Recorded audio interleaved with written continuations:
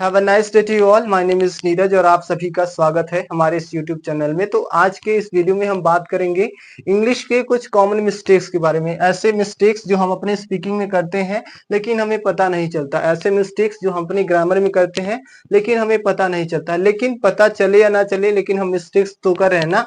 तो उन्हीं सारे मिस्टेक से बचने के लिए इन सारे सेंटेंसेस को चलिए वन बाय वन करके डील करते हैं। और अगर ये सेंटेंसेस हमारे सामने कभी भी आते हैं तो कैसे हम मिस्टेक्स करने से छुटकारा पाए। तो चलिए वन बाय वन करके स्टार्ट करते हैं। तो पहला जैसे क्या देखिए, cattles are grazing in the field. तो इसका हिंदी होता है कि मवेशी मैदान में चर रहे हैं। तो आपको बता दें जो इसमें मिस्टेक्स है वो कैटल्स का है। कैसे है इसका जो सही है, cattle are grazing in the field.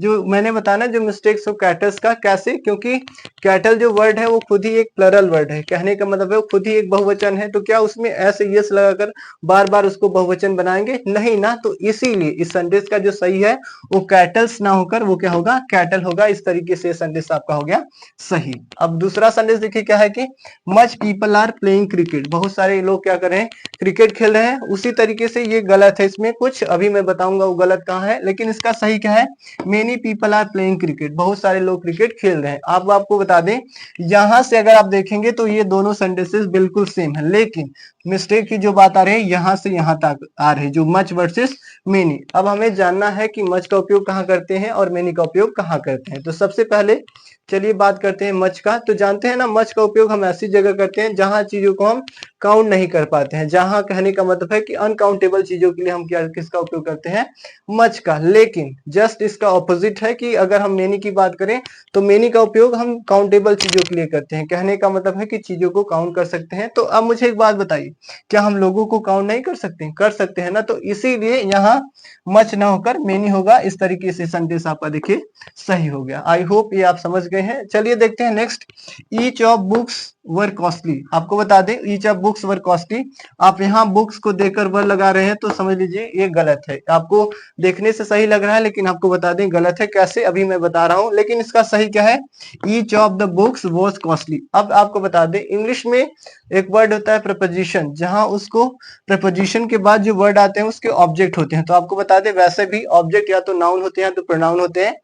जो आर्टिकल आया है द, वो भी बुक्स के लिए है, वैसे भी बुक एक नाउन है। तो इस तरीके से ऑब्जेक्ट तो हुआ लेकिन ये इस प्रपोजिशन का हुआ। अब देखिए हमारे पास बचा है ये हेल्पिंग वर्ब और हमारे पास ये बचा है सब्जेक्ट। वैसे भी ईच, एवरी, नथिंग, समथिंग ये सब होते हैं सिंगुलर। तो इसीलिए देखिए ईच के साथ वर्ड आकर क्या है, वॉज आया है। इस तरीके से each of the books was costly आपका सेंटेंस सही हो गया। तो कहने का मतलब है कि जो प्रपोजिशन है वो उसका ऑब्जेक्ट है, ना कि वो सब्जेक्ट बनने का काम कर रहा है। क्योंकि सब्जेक्ट के हिसाब से तो हम हेल्पिंग वर्ब लगाते हैं ना। तो इसीलिए सेंटेंस सही हुआ। अब चलिए देखते हैं नेक्स्ट।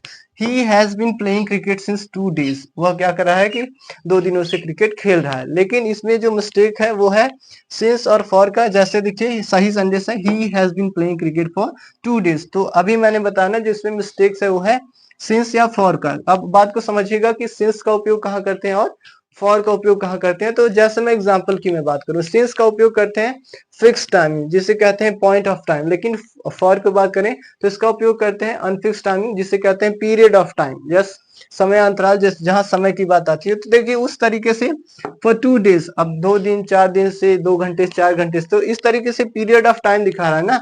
तो इसीलिए इस सेंटेंस में यहाँ सिंस ना होकर आपका क्या होगा, फॉर होगा। और इस तरीके से सेंटेंस हो जाएगा सही। That's great. अब चलिए देखते हैं next. If you will come I will go. अगर इस सेंटेंस का हिंदी निकाले ना कि यदि आप आएंगे तो मैं जाऊंगा। लेकिन आपको बता दें इसमें भी मिस्टेक है। कैसे है, पहली बात तो समझते हैं इस सेंटेंस को कि ये सेंटेंस आया कहां से है। तो ये आपको बता दें ये सेंटेंस है कंडीशनल सेंटेंस का। कभी आप कंडीशनल सेंटेंसेस पढ़े होंगे तो आपको पता होगा कि ऐसे सेंटेंसेस जहां शर्त की बात होती है कि जैसे अगर आप आएंगे तो मैं जाऊंगा, अगर वह आएगा तो मैं खाऊंगा। देखिए कंडीशन अप्लाई हो रहा है ना कि भाई वो आएगा तो मैं करूंगा, खाएगा। तो इस तरीके से उसे कहते हैं कंडीशनल सेंटेंसेस। अब बात आती है इस सेंटेंस को लेकर। तो बता दें इसमें जो एक कंडीशन है ये है कंडीशन फर्स्ट। कहने का मतलब है कि कंडीशन फर्स्ट का रूल ये कहता है कि 2 सेंटेंसेस आपके फ्यूचर के इंडेफिनिट में रहेंगे। तो एक को हम बनाएंगे प्रेजेंट के इंडेफिनिट में, दूसरे को बनाएंगे फ्यूचर के इंडेफिनिट में। लेकिन हमने क्या किया है कि इस सेंटेंस को दोनों को फ्यूचर में, देखिए if you will come I will go, तो हमने दोनों को फ्यूचर के इंडेफिनिट में बना दिया। इसीलिए हमें एक को करना पड़ेगा प्रेजेंट के इंडेफिनिट में और दूसरा हमारा वैसे का वैसा रहेगा। कहने का मतलब है कि फ्यूचर के इंडेफिनिट में। तो इसका जो सही सेंटेंस है क्या है, if you come I will go. तो इस तरीके से ये सेंटेंस आपका सही हो गया।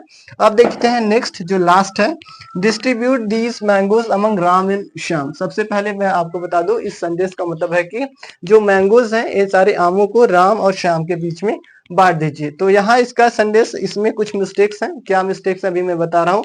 जो सही है देख लीजिए पहले, distribute these mangoes between Ram and Shyam. तो यहाँ देखिए जो मिस्टेक है ना, यहाँ ये सब देखेंगे तो सारी चीजें सेम है, यहाँ से भी यहाँ तक सारी चीजें सेम है, लेकिन जो मिस्टेक की बात हो रही है यहाँ से लेकर यहाँ तक। कहने का मतलब है एक अमंग है, दूसरा बिटवीन है। अब हमें जानना पड़ेगा कि अमंग का उपयोग कहाँ करते हैं और बिटवीन का उपयोग कहाँ करते हैं। तो पहली बात अमंग की बात करते हैं, तो अमंग का उपयोग करते हैं दो से ज्यादा के लिए। किसके लिए, दो से ज्यादा के लिए। जैसे मैं कहूँ इस सेंटेंस को अमंग का उपयोग करूं कि distribute these mangoes among Ram Shyam Mohan and anyone else. तो इस तरीके से अमंग का उपयोग किया। लेकिन दो की बात करेंगे तो बिटवीन का उपयोग करेंगे, जैसा हमने उपयोग किया है यहाँ इस सेंटेंस में। तो आप देख सकते हैं। तो इस तरीके से हम इन सारे मिस्टेक्स को अपने स्पीकिंग में, अपने ग्रामर में करने से बच सकते हैं।